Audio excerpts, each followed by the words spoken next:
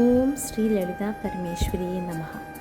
ആലപ്പുഴ ജില്ലയിൽ ചേർത്തല താലൂക്കിൽ സ്ഥിതി ചെയ്യുന്ന ക്ഷേത്രമാണ് കണിച്ചുകുളങ്ങര ശ്രീദേവി ക്ഷേത്രം. ജഗദീശ്വരിയും ആദിപരാശക്തിയുമായ ശ്രീ ഭദ്രകാളിയാണ് ക്ഷേത്രത്തിലെ മുഖ്യ പ്രതിഷ്ഠ. ഭഗവതിയുടെ പ്രതിഷ്ഠാരൂപം അഷ്ടകരങ്ങളോടു കൂടിയാണ്.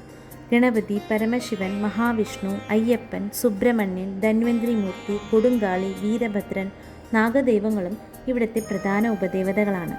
ഒപ്പം ബ്രഹ്മരക്ഷസും യക്ഷിയമ്മയും ഇവിടെയുണ്ട്. കുംഭമാസത്തിലെ തിരുവോണനാളിലാണ് പ്രധാന ഉത്സവം. 21 ദിവസത്തെ ഉത്സവമായിരിക്കും.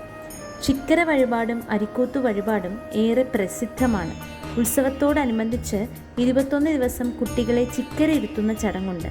വിവാഹശേഷം കുട്ടികളില്ലാത്ത ദമ്പതിമാർ കുട്ടികൾ ജനിക്കുന്നതിനും കുട്ടികളുടെ രോഗങ്ങൾ തുടങ്ങി ബാലാരിഷ്ടതകൾ മാറുന്നതിനുമായാണ് ഈ വഴിപാട് നേരുന്നത്. ഉത്സവ ദിനങ്ങളിൽ കുട്ടികൾ കണിച്ചുകുളങ്ങര അമ്മയുടെ മക്കളായി മാറുന്നു എന്നതാണ് സങ്കല്പം. 21 ദിവസവും 3000-ഓളം കുട്ടികളും മാതാപിതാക്കളും ക്ഷേത്ര സന്നിധിയിൽ പാർക്കുന്നു. ഇവിടെ ഭക്തർ പൊങ്കാലയായി പുഴുക്ക് വഴിപാടാണ് സമർപ്പിക്കുന്നത്. പുഴുക്ക് തയ്യാറാക്കുന്നതിന് വേണ്ടിയുള്ള സാധനങ്ങൾ ക്ഷേത്ര പരിസരത്ത് നിന്ന് തന്നെ ലഭിക്കും.